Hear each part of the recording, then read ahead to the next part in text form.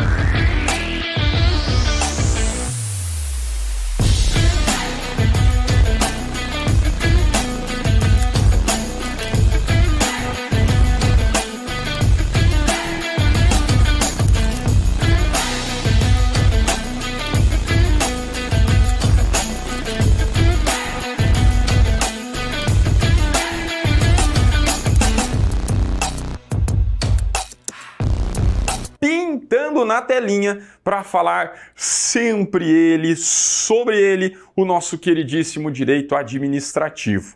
Olha só, o recorte desse nosso bate-papo se dará em relação à lei de licitações.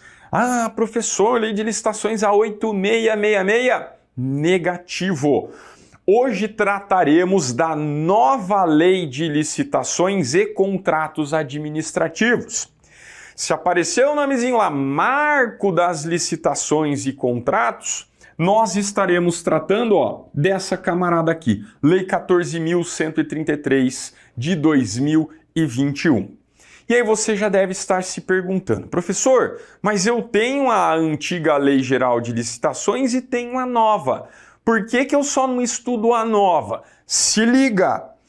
A Lei de Licitações antiga, a 8666, assim como a lei que dispõe sobre o pregão, a lei do regime diferenciado de contratação, elas ainda terão vigência por um lapso temporal pré-determinado pela 14.133. Então, por mais que a nova Lei de Licitações tenha entrado em vigência, em abril de 2021, dia 1º de abril de 2021, lá nas suas disposições finais, ela traz de forma expressa que a legislação passada, essa que eu acabei de citar, ainda vigorará pelos próximos 2 anos. Perfeito?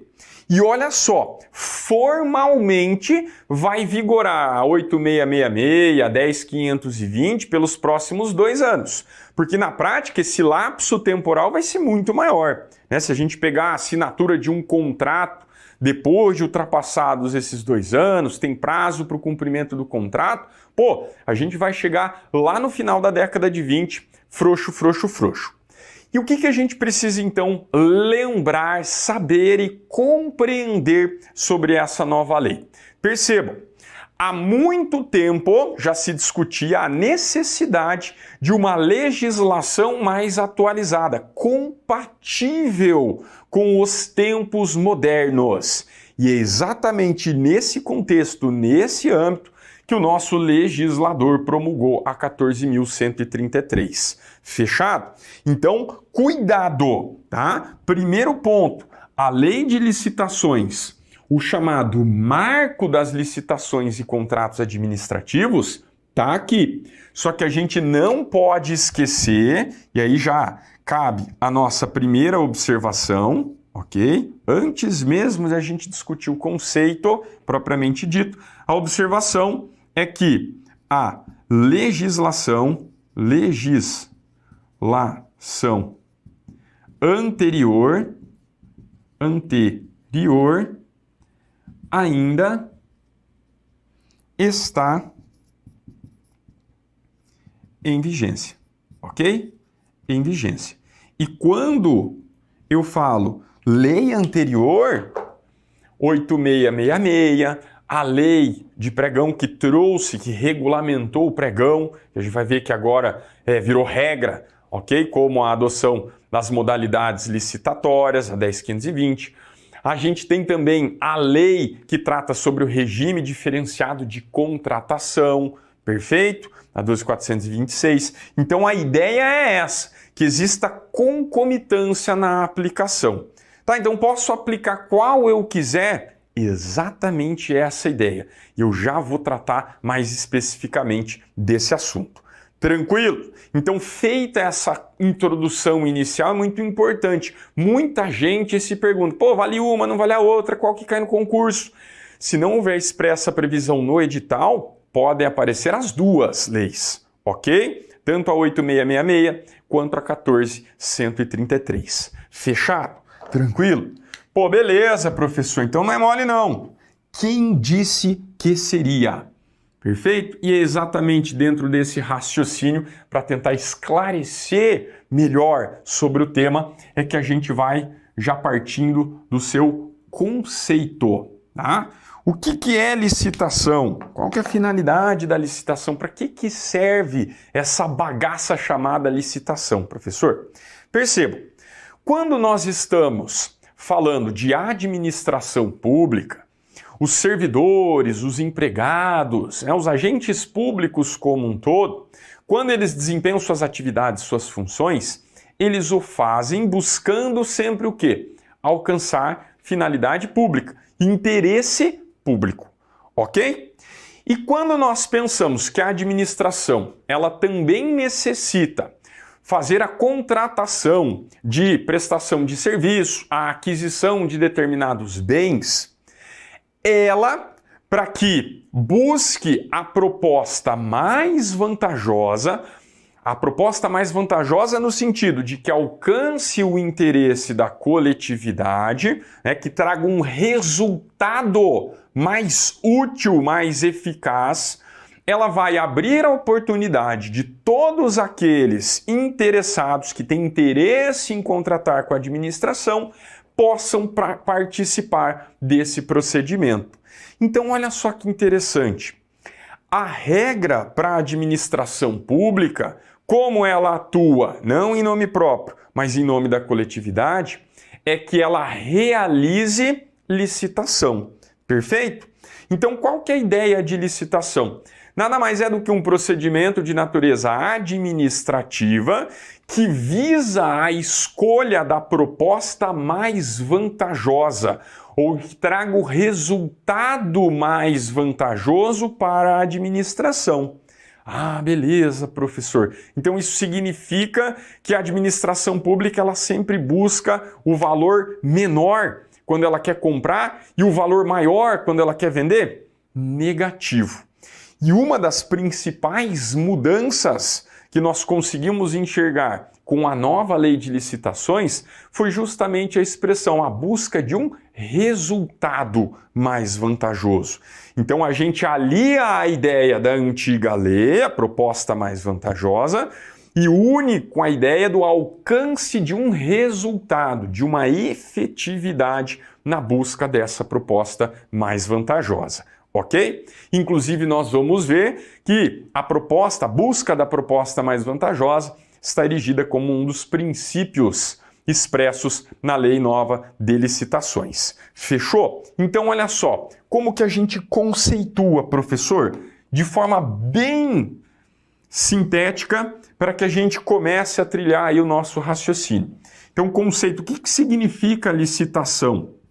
Ele pode ser encarado como um procedimento administrativo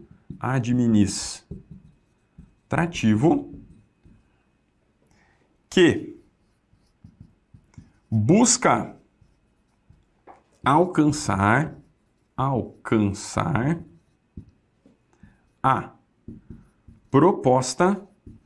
proposta, leia-se proposta, ou resultado mais vantajoso para a administração. Tranquilo. Só que olha só, eu sempre ressalto a ideia. O procedimento licitatório, o certame como um todo, ele tem que ser bom para a administração. Óbvio isso, né, professor? Porque a administração, ela titulariza o interesse da coletividade. Só que perceba, a licitação é uma via de mão dupla, na medida em que deve ser vantajosa para a administração, mas também que vise buscar alcançar interesse do particular. Como assim, professor? Então quer dizer que você pode direcionar um certame para beneficiar um particular? Negativo. Perceba, a administração pública, quando ela vai adquirir bem, contratar a prestação de um serviço, ela vai o quê? Remunerar. Obviamente, no mundo capitalista em que vivemos, funciona assim. Perfeito?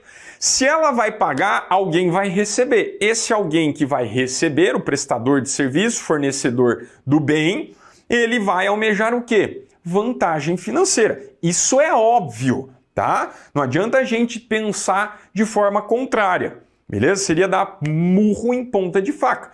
Os interessados que visam, fornecer produtos, prestar serviço para a administração, são da iniciativa privada, eles almejam lucro.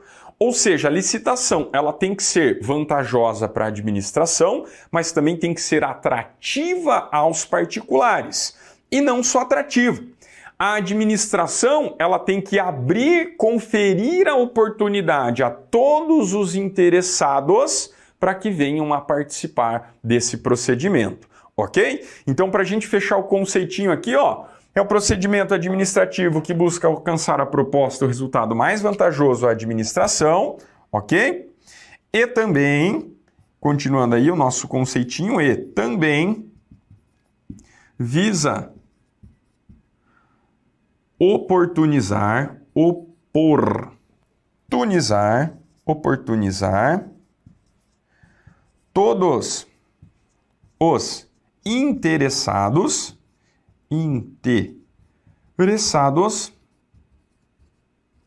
a contratar com a administração.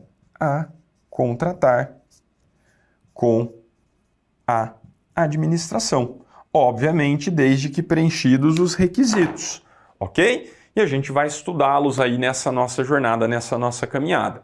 Fechado? Então, olha só que interessante. Via de mão dupla. Perfeito? Licitação. Busca a proposta mais vantajosa, alcançar um melhor resultado para a administração, mas também oportuniza todos que tenham interesse, desde que preenchidos os requisitos legais, para que possam vir a contratar com a administração.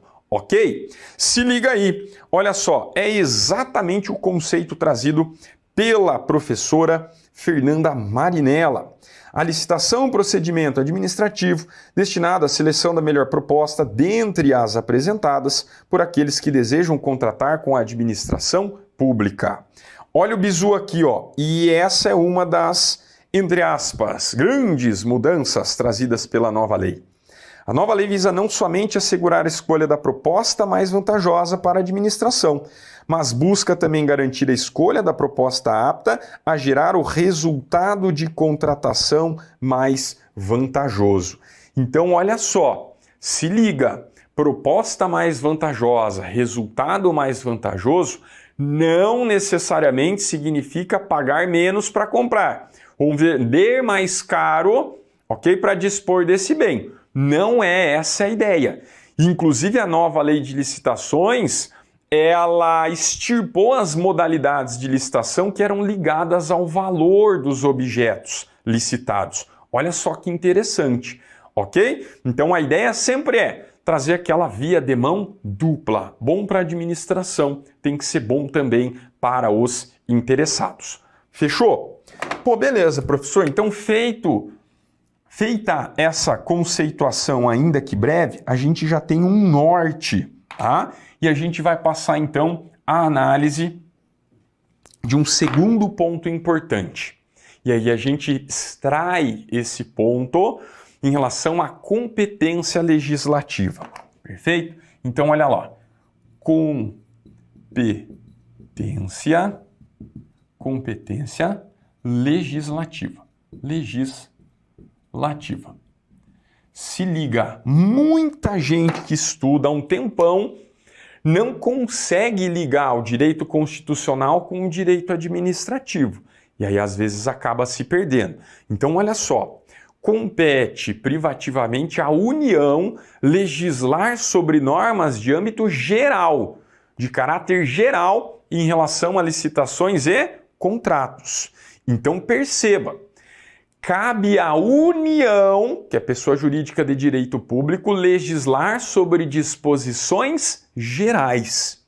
O que isso significa, professor? Significa que o Distrito Federal, os estados, bem como os municípios, que são entes da federação, são entes federativos, também possuem capacidade legislativa para tratar sobre o tema. Olha só que interessante. Então, a competência legislativa, a gente parte da regra que está estampada lá na Constituição, é competência privativa da União, ok? Só que essa competência ela é privativa para dispor sobre normas gerais de licitação. Perfeito? Isso não impede que a Lei 14.133 seja aplicado no âmbito dos estados, do Distrito Federal e dos municípios. Aliás, é justamente o que está expresso lá no início, lá nas disposições iniciais, que a gente já vai dar uma olhadinha da 14.133. Então perceba, normas que tratam de caráter geral, competência da União. Eu posso ter, por exemplo, aqui no município de Cascavel, no estado do Paraná, uma lei de licitações no âmbito municipal, que traga regras específicas, adequadas à nossa municipalidade, mas que guardem respeito às normas gerais, ok? Então é muito comum você ver replicado vários artigos da Lei Geral de Licitações em legislação estadual ou legislação municipal e distrital. Perfeitamente possível, ok? Vem comigo aí de olho na telinha. É exatamente o que diz o artigo 22 da nossa queridíssima Constituição. Competência para legislar sobre normas gerais de licitação é da União. Compete privativamente à União legislar sobre, olha só, inciso 27, normas gerais de licitação e contratação, ok? A gente já vai ver o âmbito de aplicação. O que é importante você ter em mente para a sua prova? Significa que compete aos estados, Distrito Federal e municípios legislar sobre licitação e contratos de forma específica, desde que respeitados os preceitos da Lei 14.133. Olha só, já funcionava assim, continuou funcionando assim, mas muita gente não tinha, né, essa consciência de ligar o direito constitucional com o direito administrativo. Então, muito importante isso para a sua prova. Perfeito? Dependendo do âmbito do seu concurso, pode ter legislação específica que trata sobre licitações e contratos administrativos. Tem que ficar ligado. Perfeito? Show de bola, professor. Então, vamos colocar a observação aqui, ó. Observação. Ok? A lei geral... A Lei 14.133 trata de normas gerais. Cabe aos municípios, ao Distrito Federal e aos estados, legislar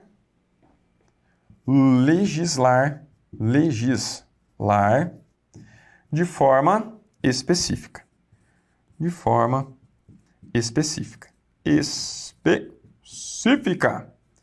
Obviamente, e aí eu ressalto, desde que não haja contrariedade à Lei Geral de Licitações e Contratos. Fechado.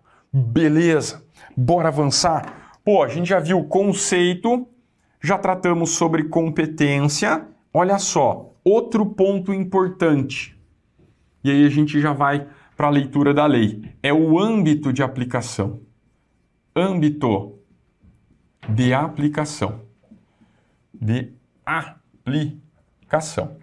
Como assim, professor? O âmbito de aplicação. Quem se submete aos regramentos trazidos pela 14.133 de 2021 é o que a gente vai ver.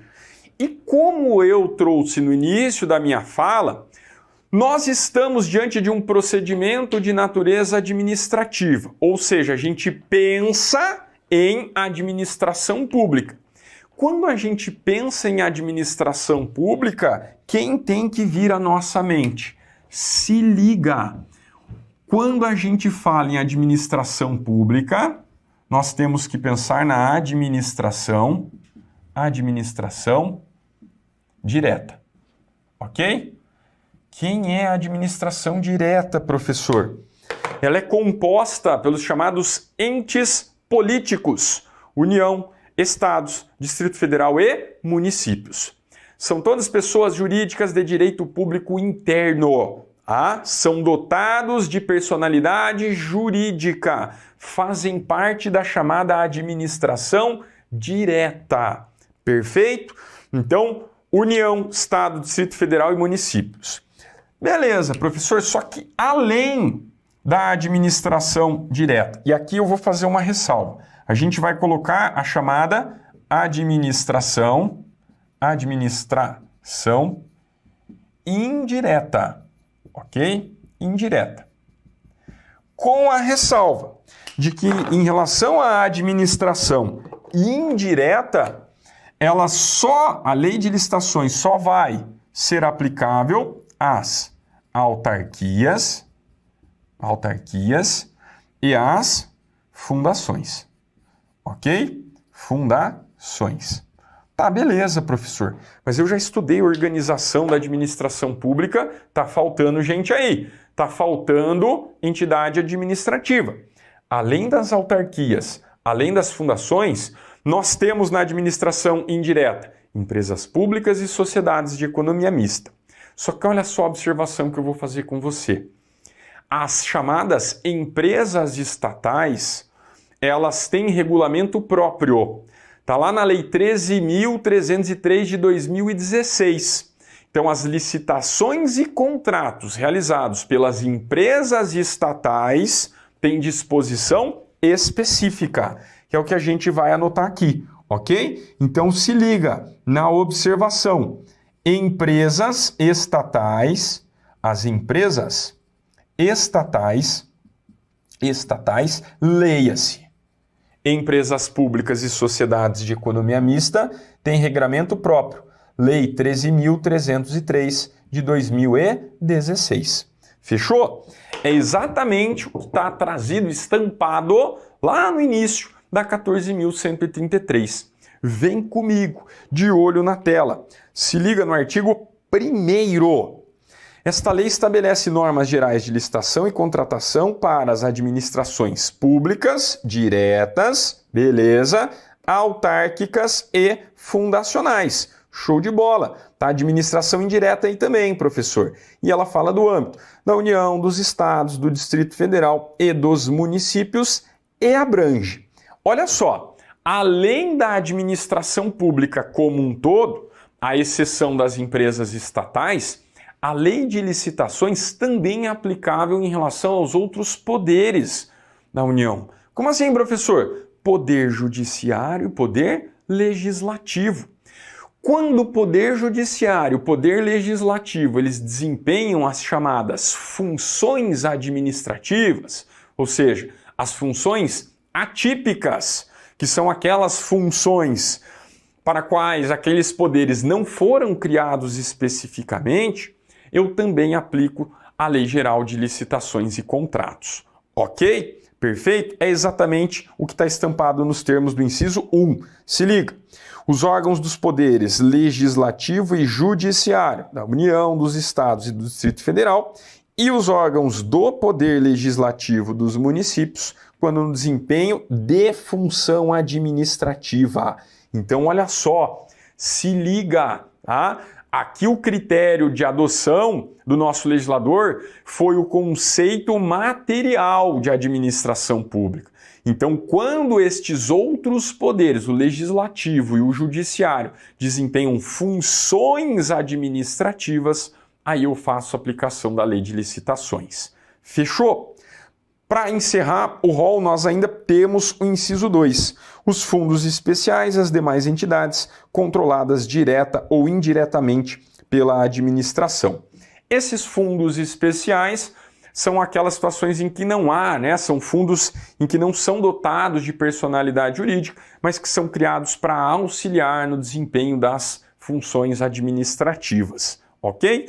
Envolveu o dinheiro público, via de regra, a gente vai fazer a aplicação da Lei Geral de Licitações. Perfeito? Tranquilos? Bora seguir? Olha só, o parágrafo 1º é exatamente o que nós estampamos ali, que nós já notamos em relação às empresas públicas e sociedades de economia mista, tá? Eu chamo a atenção de vocês que estas são entidades administrativas dotadas de personalidade de direito privado. Por isso que a gente não aplica a lei geral, eles têm regulamento próprio. Tá? Se apareceu a expressão empresas estatais, pode designar o gênero, do qual são espécies, empresas públicas e sociedades de economia mista.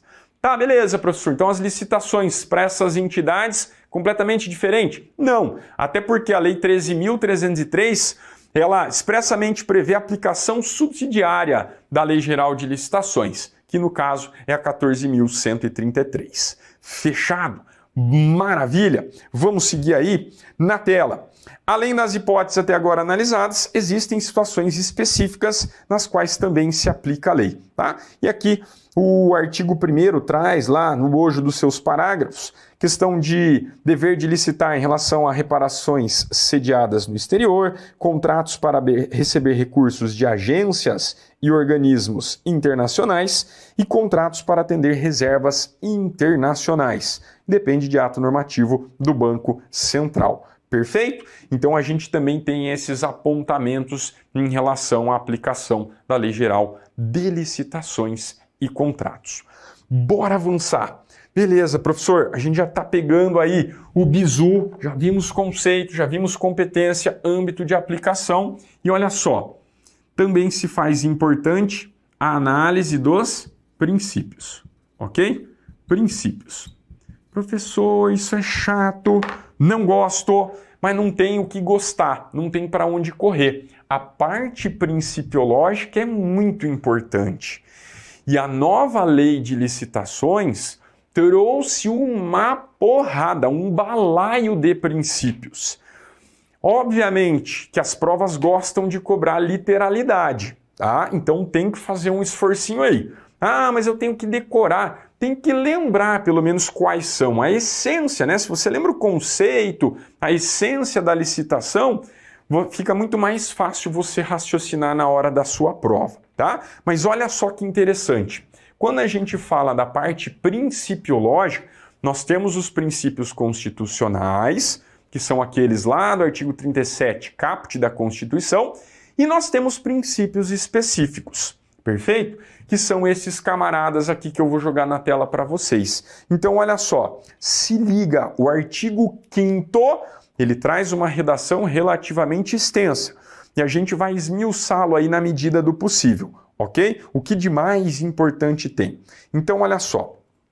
Na aplicação dessa lei, serão observados os princípios da legalidade, da impessoalidade, da moralidade, da publicidade, da eficiência. Até aqui, tudo isso que está em vermelho para você, tá? Vamos jogar na tela aí de novo. Tudo que está em vermelho, ok? Não é novidade nenhuma. São os princípios constitucionais. Fechou? Então não vou ficar aprofundando aqui, porque não é essa a razão desse nosso encontro. O que tem aí de princípios específicos? Então, bora lá. Do interesse público. Opa, interesse público, já ouvi falar, professor. Dois princípios que, embora não sejam trazidos pelo ordenamento de forma expressa, são as bases do direito administrativo. Quais são eles? Supremacia do interesse público e indisponibilidade do interesse público. A indisponibilidade do interesse público significa o quê? Que a administração pública não pode dispor de uma coisa que não é dela. Os bens públicos, ok? Via de regra, né, que são aqueles bens que integram o patrimônio das pessoas de direito público, eles são do administrador? Não. Eles são nossos. A administração pode fazer aquilo que bem entender? Negativo. Ela sempre tem que pensar o quê? Alcançar o interesse público, o interesse coletivo. E a ideia do interesse coletivo, ela decorre justamente da ideia de indisponibilidade desse interesse. Fechado?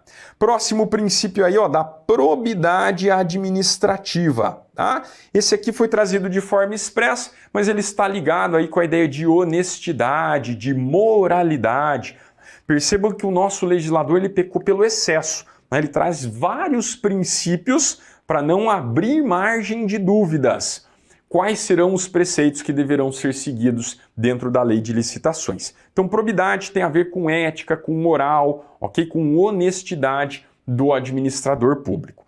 Seguindo, da igualdade.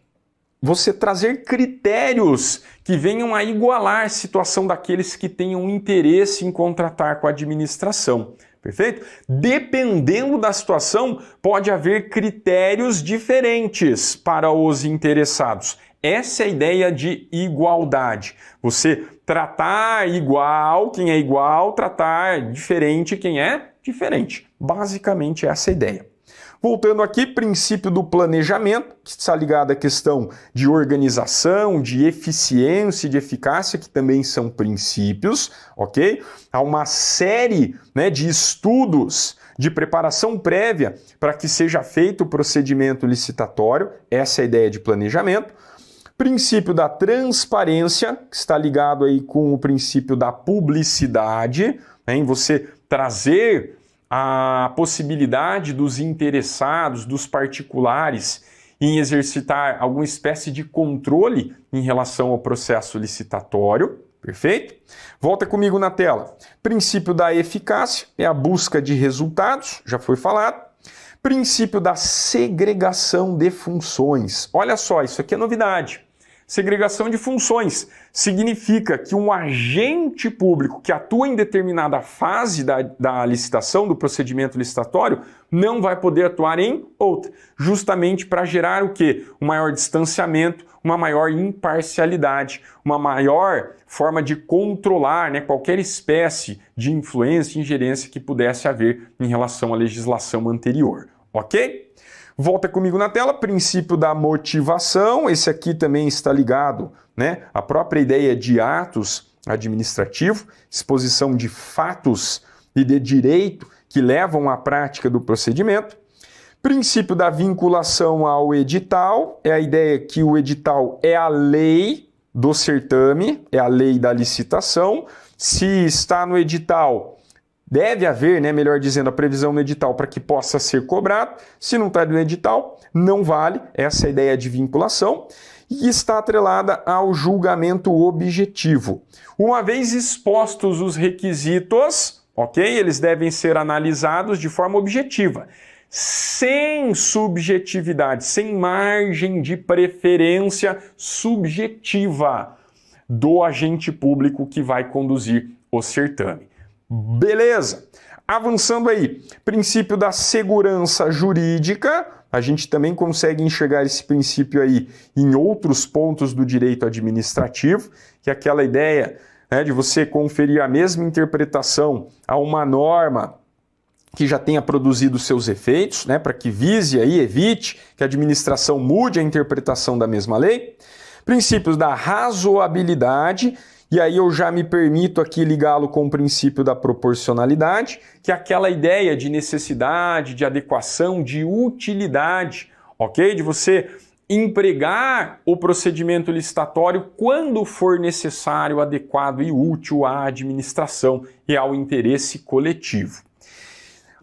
Voltando na tela ainda como princípio, o princípio da competitividade, que é a essência da própria licitação, ok? Princípio da celeridade, que está lado a lado aí com o princípio da eficiência, é fazer de forma mais célere, né, numa razoável duração desse procedimento administrativo. E por fim, não menos importante, da economicidade, fazer mais gastando menos, e do desenvolvimento nacional sustentável. Esse último princípio aqui já aparecia na legislação anterior, ele aparece de novo, está ligado a aspectos ambientais, né? A realização de obras, serviços de engenharia que venham buscar a preservação da flora, da fauna, gerando um menor impacto possível. Perfeito? Lembrem-se, meus queridos, que estes são os princípios específicos que estão estampados aqui no artigo 5º da Lei de Licitações e Contratos. Sempre vale muito a pena dar uma olhadinha, uma reforçada neles. O tema é licitações. Especificamente, dentro da Lei 14.133 de 2021, nós trataremos sobre agentes públicos. Faltou S aí, né, animal? Plural. Agora sim, agentes públicos, professor. Mas espera lá, você acabou de falar que nós vamos realizar a interpretação dos agentes públicos conforme a Lei 14.133 de 2021, que trata justamente das licitações e contratos gerais. Agentes públicos, não aparece lá na Lei 8.112, não, professor?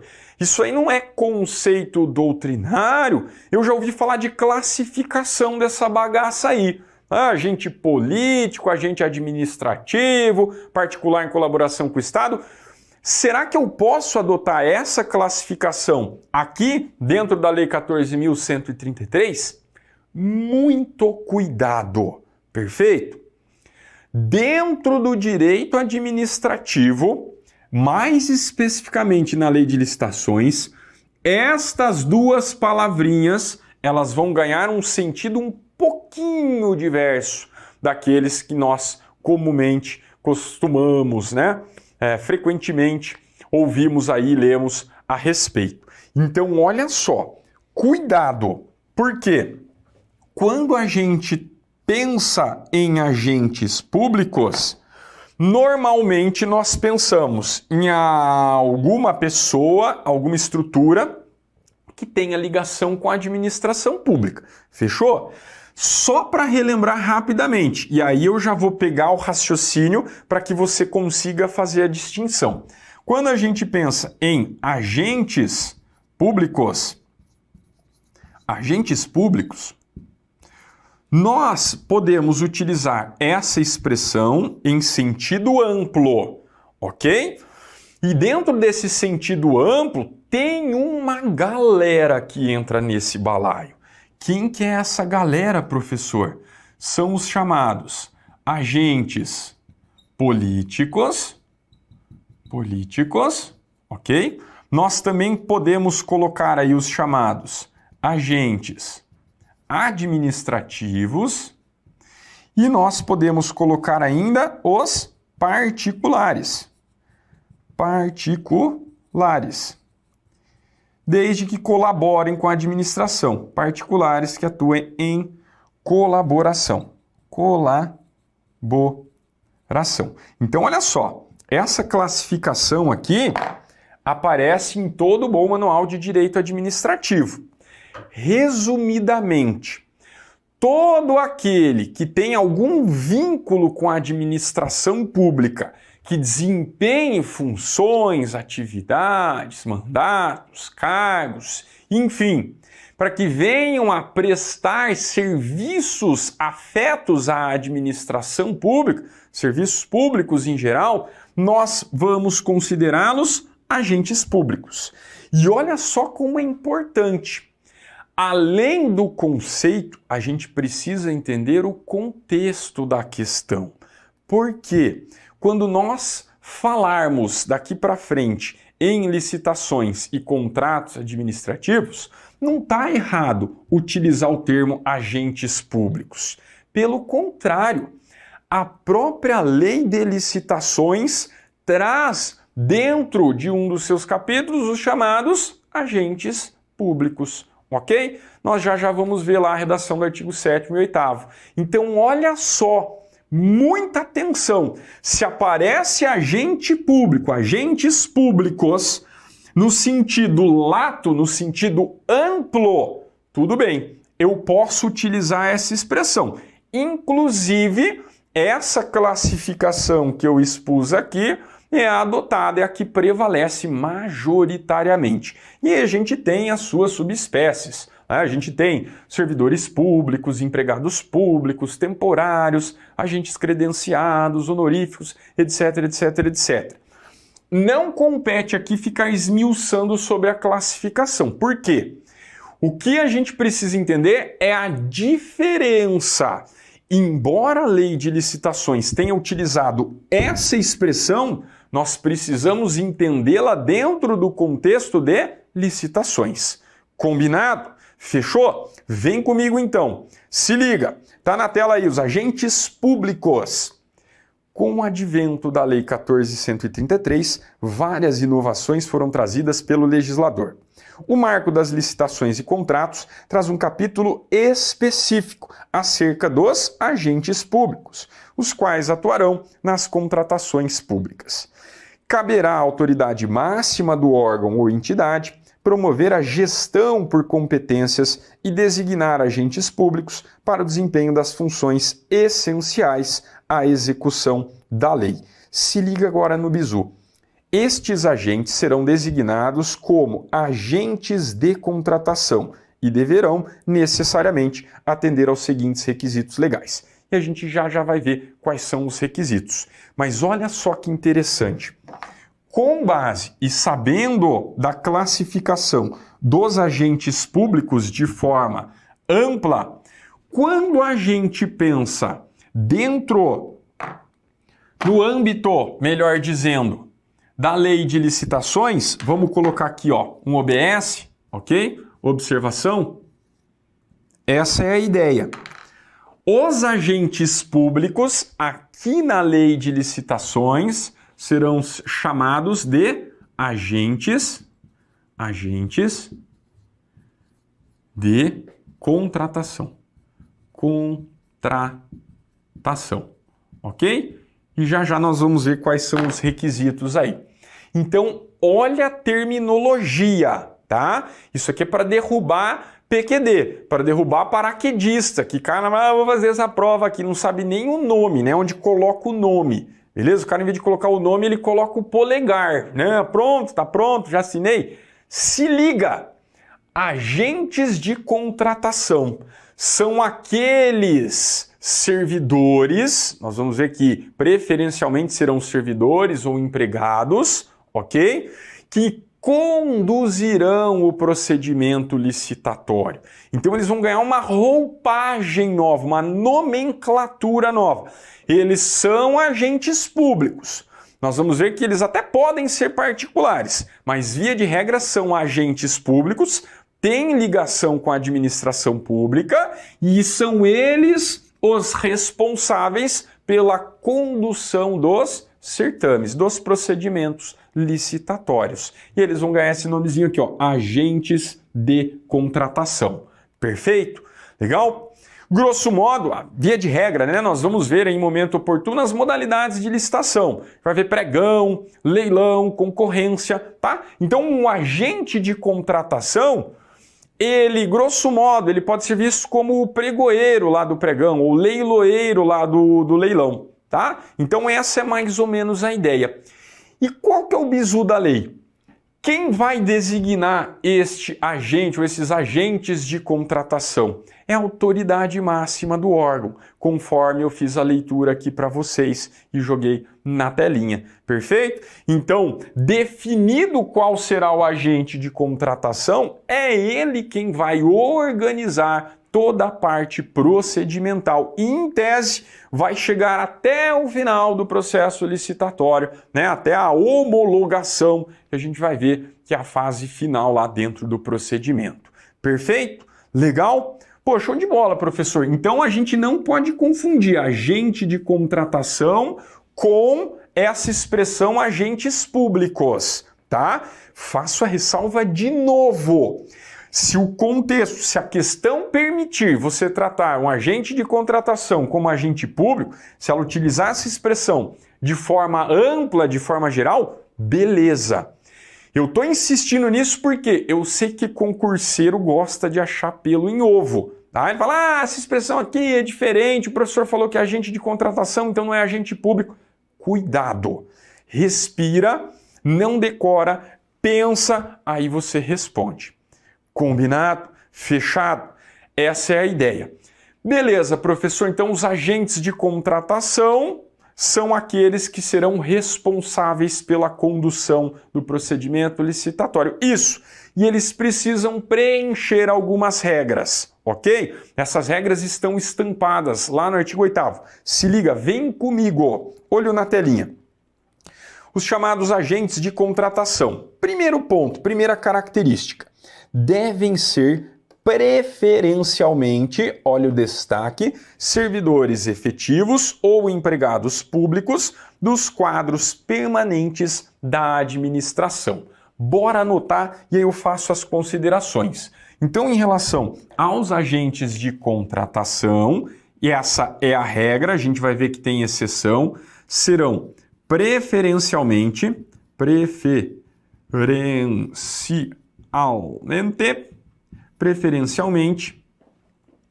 servidores ou empregados. E aí, aqui sim, a gente faz a distinção. E aí eu já vou fazer o link com a classificação que eu falei ainda há pouco, ok? Empregados efetivos, ok? Efetivos. E quando você lê efetivo, que fez concurso público, tanto servidor público quanto empregado, se for estatutário ou seletista, desde que venha a prover de forma efetiva o cargo público, ok? Então, olha só, que interessante, preferencialmente. E aí, a ideia do nosso legislador foi, obviamente, deixar dentro dos quadros da administração pública a responsabilidade pela condução do certame. Muito comum, não que não pode. Eu já falei, a gente vai ver exceção. Mas era muito comum, rotineiro, a designação de pessoas que não guardavam nenhuma relação com a administração, que não tinham conhecimento técnico, que não tinham formação da área. A gente vai ver que são os próximos requisitos, ok? E aí virava uma bagunça, Perfeito? Não precisa nem falar, né? O cara caía, né, de paraquedas e aí tinha que tocar um processo, um procedimento licitatório que, dependendo da situação, né, envolvia ali um altíssimo grau de complexidade. Ok? Então, via de regra, quando a gente fala em agente de contratação, preferencialmente servidores ou empregados efetivos, dos quadros permanentes da administração pública. Vem aqui comigo.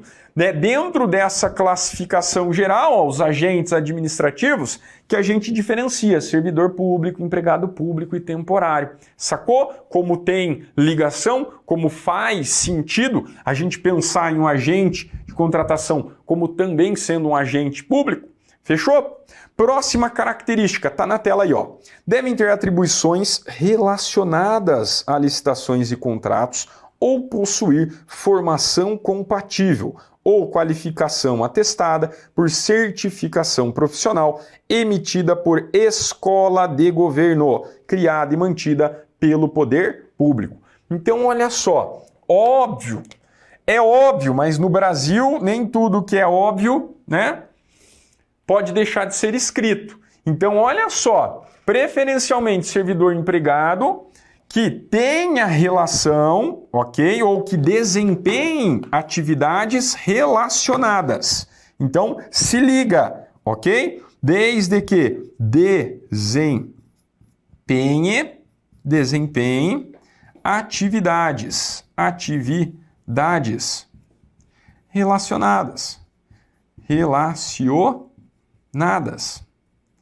Ou ainda que tenha conhecimento, capacidade técnica, ou formação técnica, Então, significa que esse servidor, que esse empregado não precisa necessariamente passar num cargo de técnico em licitação, de analista em licitação. Desde que ele desempenhe suas atividades, sei lá, ele prestou concurso para farmacêutico do município e ele vai participar na elaboração de um procedimento licitatório para aquisição de medicamentos. Quem melhor que o farmacêutico sabe qual é a necessidade, o que precisa, o que não precisa?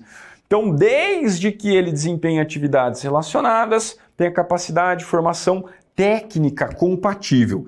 E se ele não tiver, as chamadas escolas de governo farão essa capacitação. Então é a própria administração capacitando o seu pessoal para que venha conduzir o certame de forma, né, dentro dos padrões de lisura exigidos pelo nosso legislador. Fechou?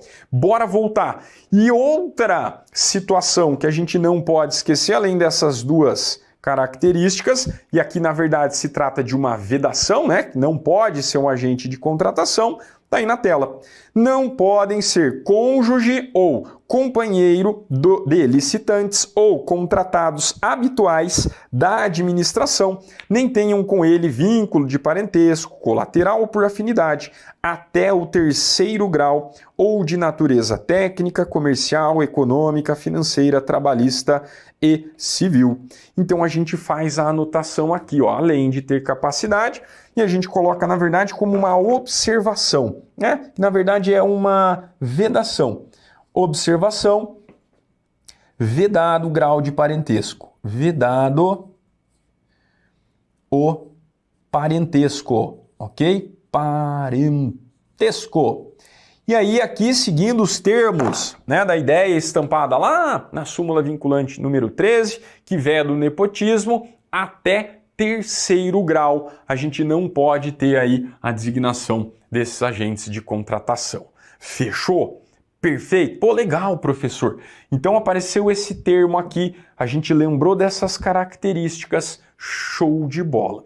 Só que olha só, vem comigo, de olho na telinha aí, seguindo a sequência, a gente também não pode esquecer que dentro de um dos princípios trazidos pelo artigo 5º, nós temos a chamada segregação de funções. Dada a sua importância, ele aparece como princípio lá no artigo 5º, ok? Se liga! Outra novidade decorrente da Lei de Licitações foi a previsão expressa, no âmbito das contratações públicas, do princípio da segregação de funções. Em síntese, consiste na necessidade da administração separar o exercício das funções entre seus agentes, cada um atuando em uma etapa específica do procedimento licitatório. Qual que é a finalidade, professor? Visa dar maior eficácia e ampliar as formas de controle interno. Então se liga, fica mais fácil quando esquematiza e a gente consegue enxergar. Olha só, a ideia da autoridade, quando nomeia um agente de contratação, é que ele realize a preparação, ok? E dê sequência a todas as fases procedimentais do processo licitatório, do procedimento licitatório. Pô, beleza, fechou. Então, vamos dar como exemplo, vamos pegar uma linha temporal. Legal? Foi nomeado um agente de contratação, ok? Um agente de contratação, e aí ele fez a parte preparatória, divulgou o edital, bonitinho, né? Todas as fases que a gente vai ver, e aí chegou lá na homologação, ok? Houve a homologação do certame. A gente vai passar uma fase, uma segunda etapa, né? Não que faz parte do procedimento licitatório em si, mas que trata-se da fiscalização. Na fiscalização, ok? Então, olha só, se esse agente de contratação foi nomeado para conduzir o certame, necessariamente outro agente, essa é a ideia da segregação, será responsável pela fiscalização. Era muito comum na lei anterior, na lei 8666, o mesmo agente, ok? O mesmo agente atuar na fase de licitação, na fase de fiscalização, na fase de execução do contrato. Professor, realmente não fazia muito sentido. Então a ideia da segregação de funções é exatamente essa: conferir uma maior lisura, tornar o procedimento licitatório mais transparente e abrindo uma maior possibilidade de realização de controle por parte da própria administração. Fechado? Beleza! Tranquilo então, professor? Faz sentido, né? Mas para que vocês percebam, o nosso legislador precisou colocar de forma estampada, expressa na legislação, né? Para que a gente pudesse aí, inclusive até ter uma força normativa, força legal para cobrar depois a administração pública. Beleza, então agentes de contratação, eles são responsáveis pela condução do certame. Só que olha só, professor, já fiquei com medo. A hora que eu virar um agente público, um servidor, passar em concurso público, se eu for nomeado para virar um agente de contratação, vou assumir a bronca sozinho?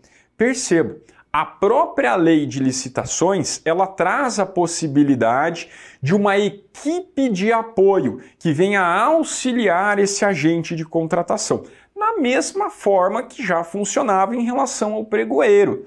Lá na lei 10.520, a gente tem a figura do pregoeiro, é o responsável pela condução do pregão, e aí ele poderia se valer de uma equipe de apoio.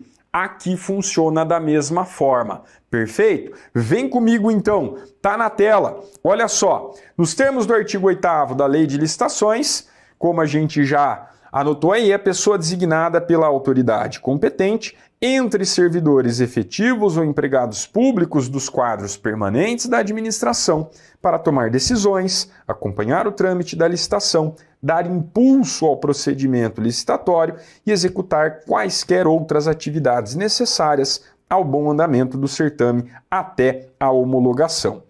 E aí o bizuzinho, estes agentes poderão ser auxiliados por equipe de apoio e responderão individualmente pelos atos que praticarem, salvo quando induzidos a erro pela atuação da equipe.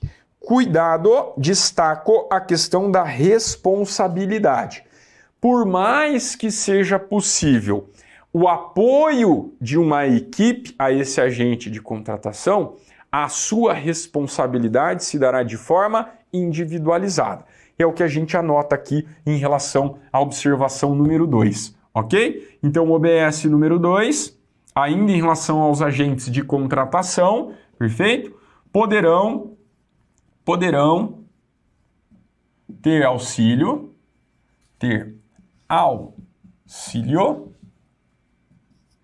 de uma equipe de apoio, ok?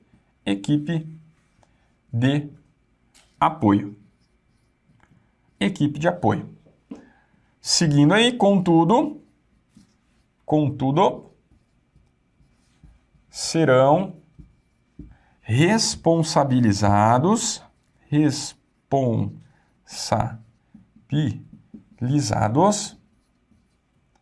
individualmente, ok? Caso não haja uma indução a erro por conta da equipe, aí a gente vai apurar a atribuição, a responsabilidade de cada um. Mas via de regra, a responsabilidade ela é individualizada. E é exatamente essa uma das diferenças para o que a gente vai dar sequência aqui no nosso material. Além de um agente de contratação, é possível, dependendo do caso, dependendo do contexto, dependendo do grau de complexidade ou da modalidade a ser escolhida pela administração, a designação, a formação de uma comissão de contratação. Então, olha só, a ideia é exatamente essa, a chamada comissão de contratação. O próprio nome já nos indica que o agente, ele é um, mas tem uma equipe de apoio, comissão, mais de um. Nesse caso, 3 servidores. É o que nos traz a lei. As comissões já apareciam lá na Lei 8666 e elas também aparecem aqui na 14.133. Então, olha só, dependendo da situação, dependendo do caso concreto, ao invés de nomear um agente, ok? Nós vamos designar a autoridade competente, quando eu falo nós, né? Olha eu me incluindo aí. A autoridade competente, ela forma uma comissão de servidores, ok? Ou empregados, e nesse caso aqui serão obrigatoriamente servidores ou empregados públicos dos quadros permanentes, para que venham a conduzir esse procedimento licitatório. Perfeito? E a gente vai ver que, inclusive, a forma de responsabilidade é diferente, ela é solidária. Se antes era individual, tranquilo, porque só tinha um agente, ok? Agora, se tratando de comissão, a pluralidade de agentes, responsabilidade ela é solidária, com uma ressalva prevista na lei, que a gente já vai pontuar. Ok? Então, olha só, vem comigo. Tá na tela aí. Se liga, a chamada comissão de contratação. Também é possível a criação de uma comissão de contratação nas hipóteses de licitações que envolvam bens ou serviços especiais ou ainda quando adotada a modalidade diálogo competitivo. Então, como eu disse, a ideia aqui da designação, da formação dessa comissão é quando envolva um processo licitatório, um procedimento licitatório mais elaborado para aquisição de bens especiais, ok? Ou em relação à adoção do diálogo competitivo. Fechou? Na tela de novo. Deverá ser formada por no mínimo 3 membros, se liga porque é número mínimo, ok? Que responderão solidariamente por todos os atos praticados pela comissão. E olha só a ressalva.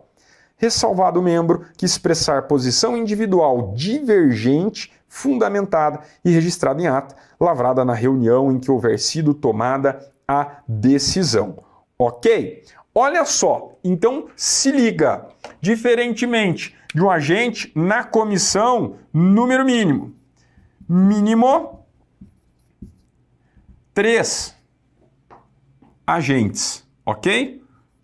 3 agentes. E aqui quando eu uso o termo agentes públicos, tá? 3 agentes públicos. Leia-se. Aqui na comissão de contratação é obrigatório que tenha vínculo com a administração dos quadros permanentes. Ou seja, servidor público ou empregado público. Empregado público. Ok?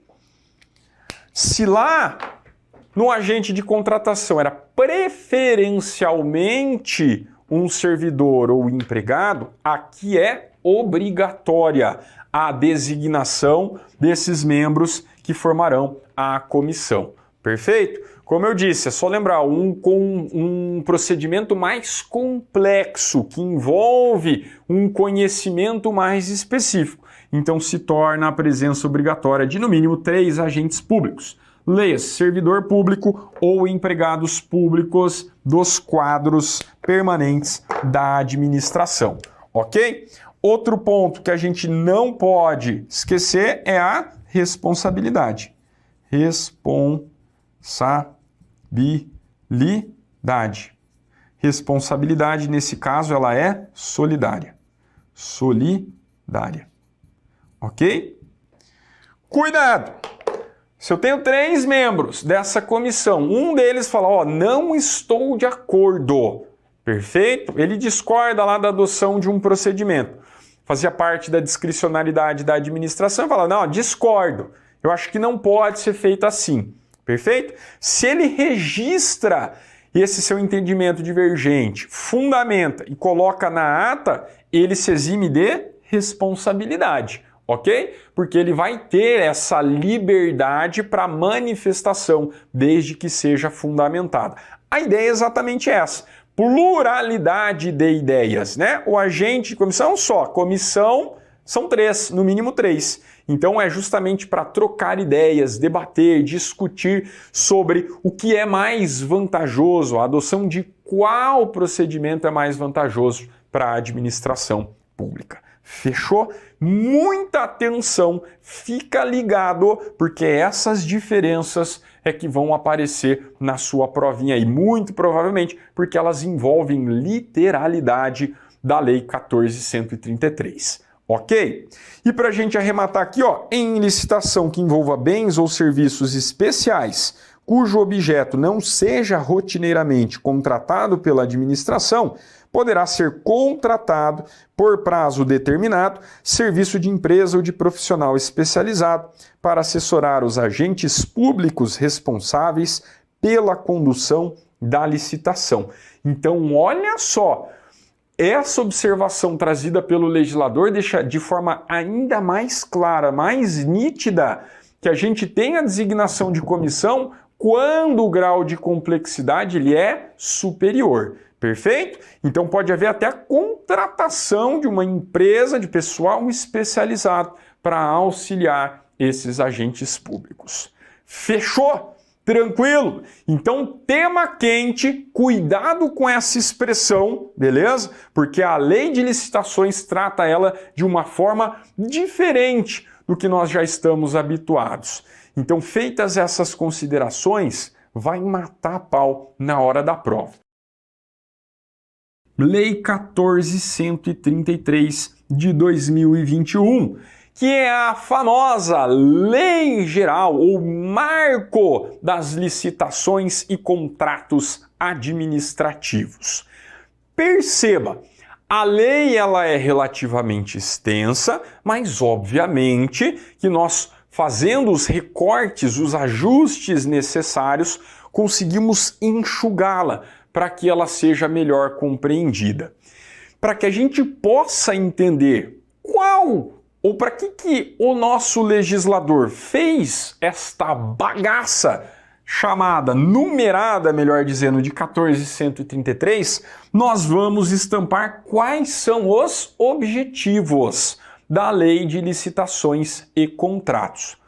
Se você parar para pensar, né, é até um raciocínio lógico, ele é indutivo. Licitação, para que serve, professor? Serve para que a administração pública ela consiga contratar, ela consiga adquirir bens, perfeito? Dentro de uma proposta mais vantajosa, que venha a atingir um resultado mais vantajoso para ela. E, obviamente, sendo uma obrigação, essa é a regra da administração pública, ela tem por dever licitar, ela também acaba abrindo oportunidade a todos aqueles que tenham interesse em contratar com a administração que possam fazê-lo desde que sejam submetidos, que respeitem as regras estabelecidas na lei.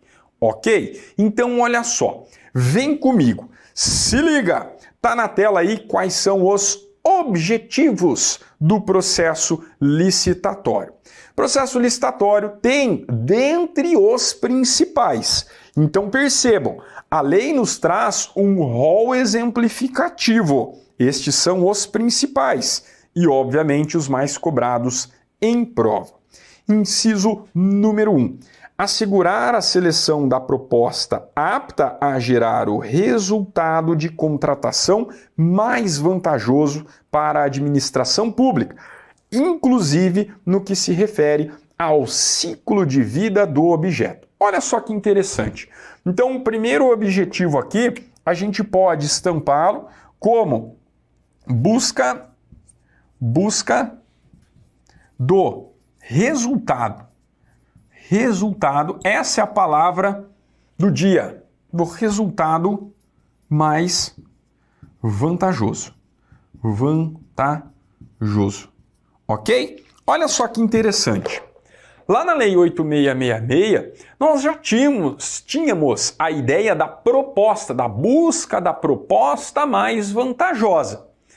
E nem sempre proposta mais vantajosa significa pagar menos ou vender pelo um valor mais elevado, ok?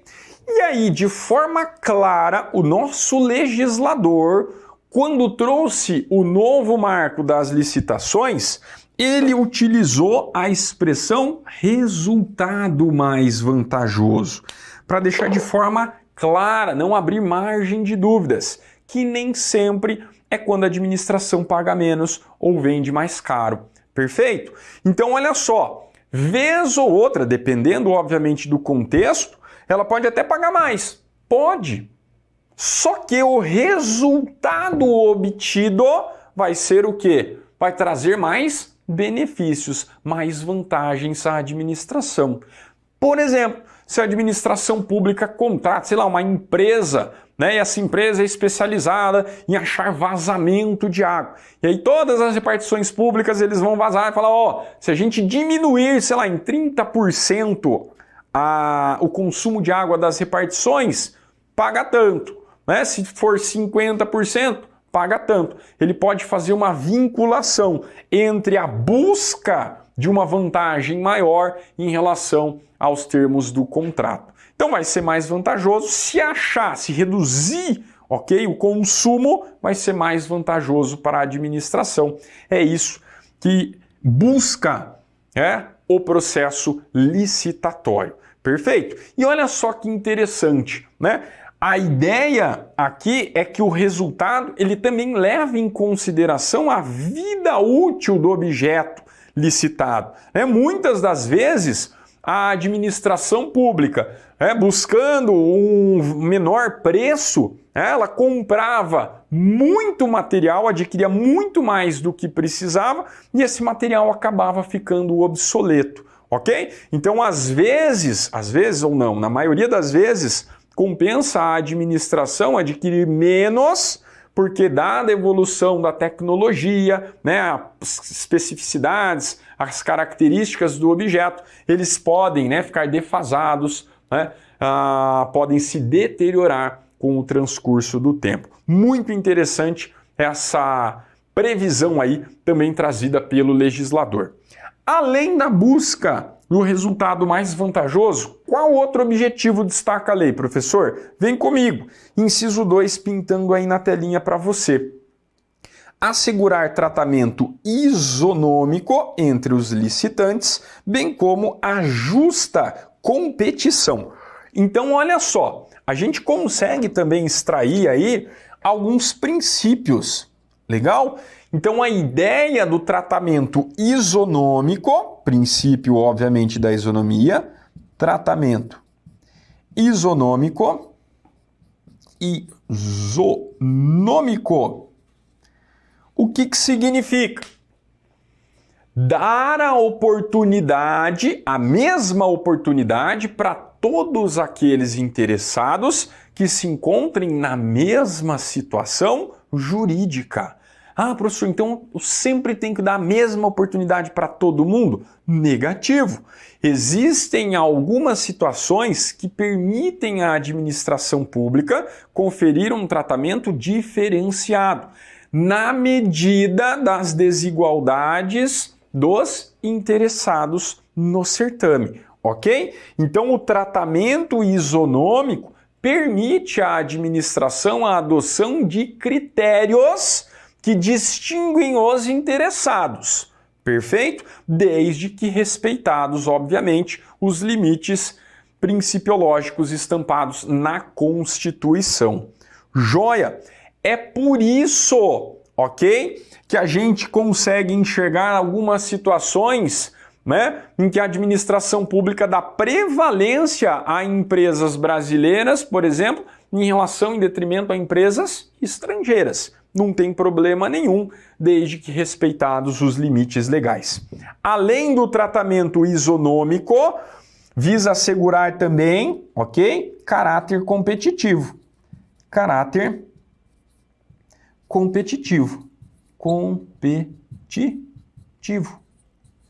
Se você, administração, abre para todos aqueles que preencham os requisitos a oportunidade de participar, hora que você for participar de um processo, de um procedimento licitatório, você olha para o lado e, pô, aquela empresa é pau na moleira, é osso duro de roer. Eu tenho que me virar para que eu apresente uma proposta, ok, que seja melhor que a dele, porque aí eu celebro o contrato. A administração escolhe a minha ao invés da proposta dele. O caráter competitivo é a essência do processo licitatório. Obviamente que existem situações em que não existe possibilidade de competição, nos casos de inexigibilidade de licitação. Não tem o porquê, não tem como você abrir procedimento licitatório, perfeito? Dá um exemplo aí, no caso de produtor exclusivo, tem um só. Tem caráter competitivo? Não. Então, via de regra, desde que viável, um dos objetivos é justamente o quê? Preservar o caráter competitivo. Fechou? Bora aí avançar, inciso 3 na tela. Se liga.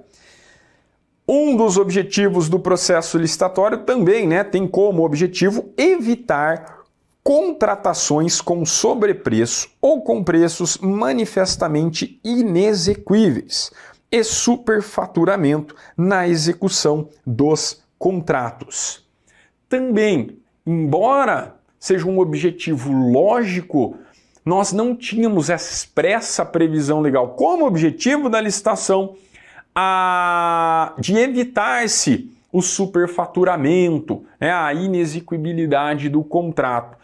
Às vezes, o ganhador, ele levava, mas não conseguia cumprir com as regras do jogo, não conseguia adimplir o contrato. Jogava uma proposta lá embaixo, assinava o contrato, ganhava a licitação, mas na hora da prática, na hora de colocá-lo em prática, era inviável, dado os valores, o que a gente chama aí de inexequibilidade. Você não conseguiria executar o contrato dadas as circunstâncias. Então a gente também coloca como objetivo, vamos colocar aqui do ladinho, para ficar mais legal aí, de mais fácil visualização, ok? Tem por objetivo evitar o superfaturamento, evitar superfaturamento, ok?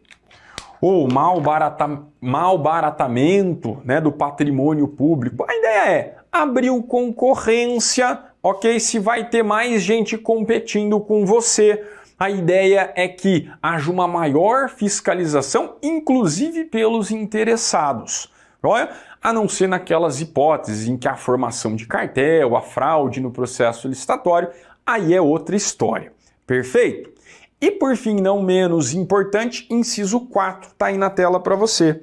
Ficou meio apertadinho, mas dá para ler aí, ó. Incentivar inovação e desenvolvimento nacional sustentável. Então, olha só, a ideia é justamente, ok? Fomentar inovação e desenvolvimento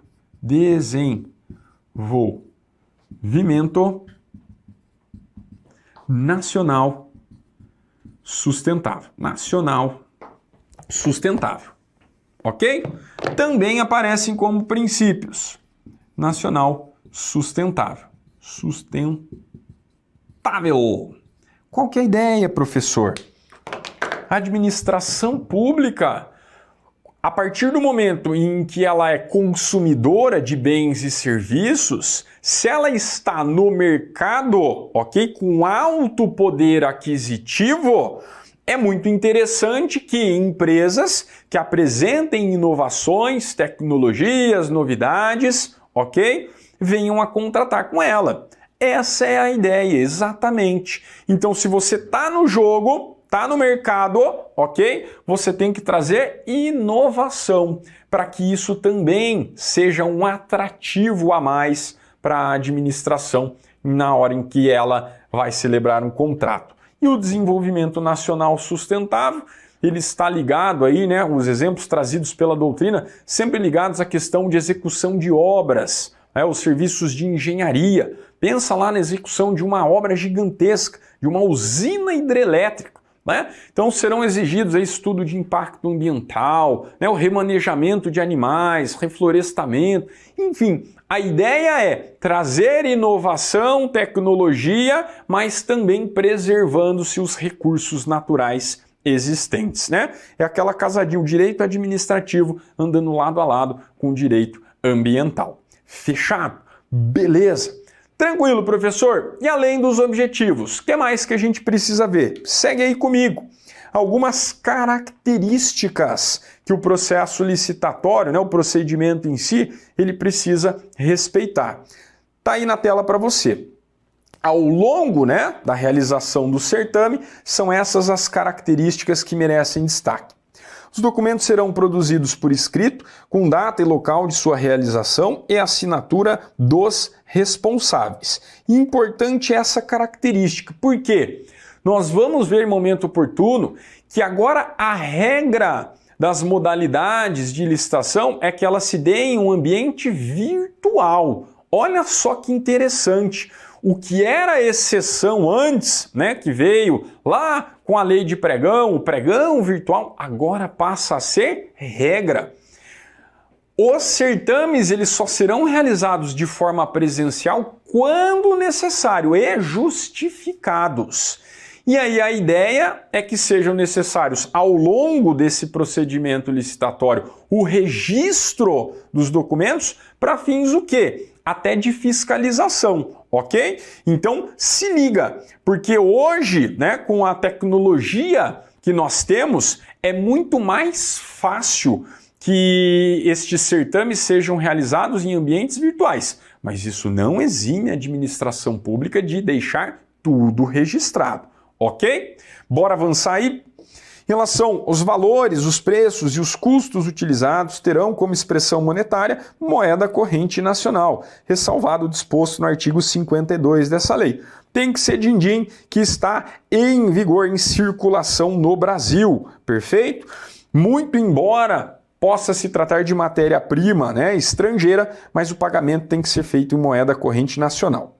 O desatendimento de exigências meramente formais que não comprometam a aferição da qualificação do licitante ou a compreensão do conteúdo de sua proposta não importará seu afastamento da licitação ou a invalidação do processo. Importante característica do procedimento licitatório. A administração pública, até pouco tempo atrás, ela prezava pela formalidade em si, era o que a gente chamava de sistema burocrático.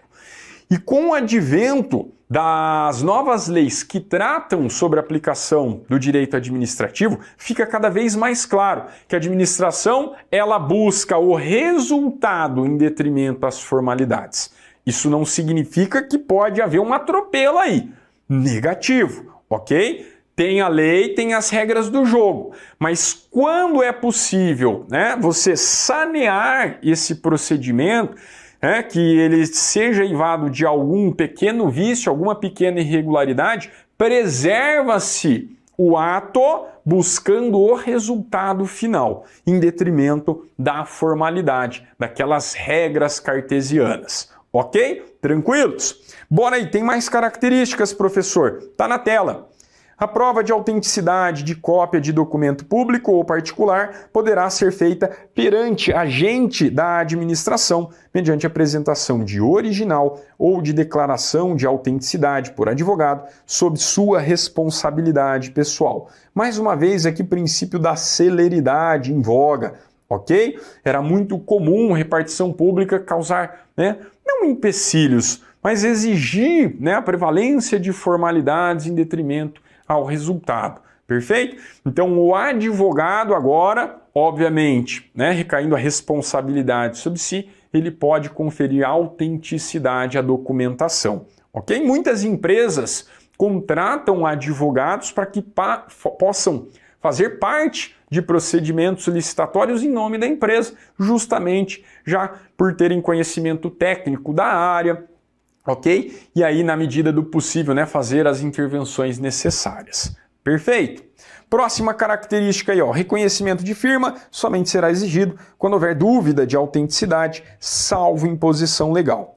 E os atos serão preferencialmente digitais, como já mencionado, de forma a permitir que sejam produzidos, comunicados, armazenados e validados por meio eletrônico. Ok? Para finalizar, as principais características: a partir de documentos de formalização de demandas, os órgãos responsáveis pelo planejamento de cada ente federativo poderão, na forma de regulamento, elaborar plano de contratações anual. Vem aqui comigo, olha só, previsão de plano de contratação anual.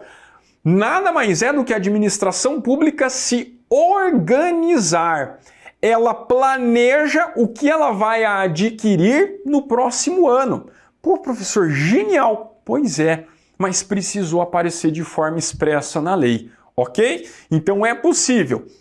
Como a própria Lei 14.133 nos traz, depende de regulamento, ok? Então as especificidades na realização desse plano de contratações anual, ele vai depender de regulamento, mas é uma baita novidade trazida pelo nosso legislador.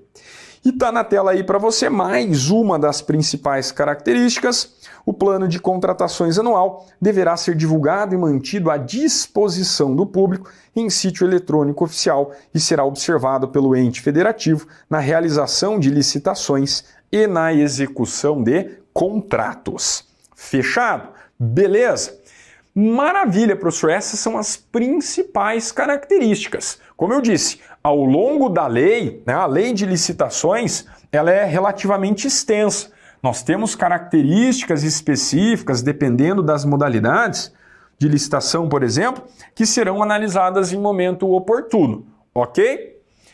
Só que, dentro do panorama geral, estas são as principais características que a gente precisa levar para a nossa prova. Olha só, outro tópico que é relativamente novo, eu digo relativamente por quê? Porque já valia na Lei 8666, só que agora apareceu de forma expressa, tá? É a chamada publicidade diferida. Publicidade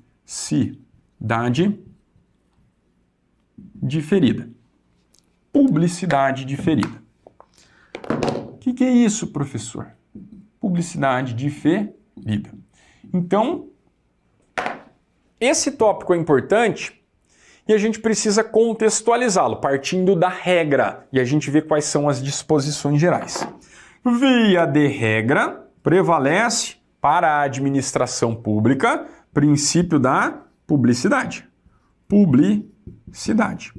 E olha só, o legislador foi além, ele colocou publicidade lado a lado com a transparência, ok? E aí a ideia de publicidade, de você tornar público, né, acessível ao público, os atos praticados no procedimento licitatório, é justamente no sentido de conferir uma maior transparência. Faz sentido, professor. Exato. Então, via de regra, a gente aplica o princípio da publicidade. Perfeito? Os atos praticados ao longo do procedimento licitatório, eles serão levados a conhecimento do público, dos particulares, dos interessados, que somos nós, cidadãos. Perfeito? Só que olha só, toda a regra no direito tem exceção. E aqui não poderia ser diferente. Se a regra é publicidade, existem exceções em que eu não preciso levar conhecimento dos administrados o que foi praticado dentro do procedimento licitatório. Exatamente, professor. A questão do sigilo também é permitido pelo nosso legislador. Vem comigo na telinha. Se liga. Seguindo o preceito constitucional esculpido no artigo 37 caput da Constituição, os atos praticados no processo licitatório via de regra são públicos. Beleza? A gente sempre parte da regra. Só que olha só que interessante. Quais são as exceções trazidas de forma expressa pela 14.133, que é a chamada publicidade diferida? Quanto ao conteúdo das propostas até a respectiva abertura, então vem comigo, e aí a gente já coloca como observação, ok? A observação é exatamente nesse sentido, porque nós também temos princípio lá no artigo 5º, que trata da sigilosidade das propostas, ok? Então essa é a primeira exceção.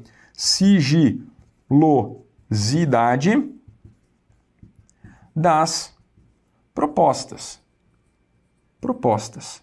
E faz sentido, né, professor? Se eu chego para participar de um procedimento, já sabendo a proposta do camarada, o que eu vou fazer? Eu vou baixar a minha. Eu quero contratar com a administração, quero celebrar um contrato. Até porque eu sei que o contrato administrativo é uma via de mão dupla. Tem que ser bom para a administração, tem que ser bom para o interessado, para o contratado, ok? Então a sigilosidade das propostas, ela visa preservar o quê? O caráter de concorrência. Joia? O caráter ali de competitividade. Essa é a palavra. Por isso que a gente consegue enxergar essa primeira exceção. Então, na apresentação das propostas, óbvio, né? Normalmente, quando era físico o procedimento, se apresentava no envelope lacrado, chegava lá na hora, era aberto o envelope com a apresentação das propostas. Hoje é tudo digital, essa é a regra, tá? Pregão eletrônico, todas as propostas são enviadas ali via aplicativo. Perfeito? Via sistema apto para tanto. E qual que é a segunda hipótese, professor? Se liga. Quanto ao orçamento da administração, nos termos do artigo 24 dessa lei. Então a gente tem uma ressalva aí também específica em relação ao orçamento da administração. Muito importante. Lembra que publicidade é regra e a chamada publicidade diferida ela é possível em relação a essas hipóteses. Vamos anotar aqui, ó, sigilosidade e em relação ao orçamento da administração, que tem regramento próprio. Por isso que ele também entra aí nas hipóteses excepcionais. Fechado, tranquilítico. Bora avançar. Além da publicidade, professor, o que a gente tem ainda em relação ao procedimento licitatório? Vem comigo, artigo 14. Ele trata da vedação à participação em processo licitatório. Perfeito? Então, olha só, o artigo 14 diz: não poderão disputar licitação ou participar da execução de contrato direta ou indiretamente. E aí ele traz um rol. Inciso 1, autor do anteprojeto, do projeto básico ou do projeto executivo, pessoa física ou jurídica, quando a licitação versar sobre obras, serviços ou fornecimento de bens a ele relacionados. 2. Empresa, isoladamente ou em consórcio, responsável pela elaboração do projeto básico ou do projeto executivo, ou empresa da qual o autor do projeto seja dirigente, gerente, controlador, acionista ou detentor de mais de 5% do capital com direito a voto, responsável técnico ou subcontratado, quando a licitação versar sobre obras, serviços ou fornecimento de bens a ela necessários. Segue o artigo 14. Pessoa física ou jurídica que se encontre, ao tempo da licitação, impossibilitada de participar da licitação em decorrência de sanção que lhe foi imposta. Por exemplo, se o camarada foi condenado por ato de improbidade, ele não pode contratar com a administração pública, lá nos termos da legislação pertinente, da 8429. Perfeito? Volta aqui, inciso 4. Aquele que mantenha vínculo de natureza técnica, comercial, econômica, financeira, trabalhista ou civil com dirigente do órgão ou entidade contratante ou com agente público que desempenhe função na licitação, chamado agente de contratação, né?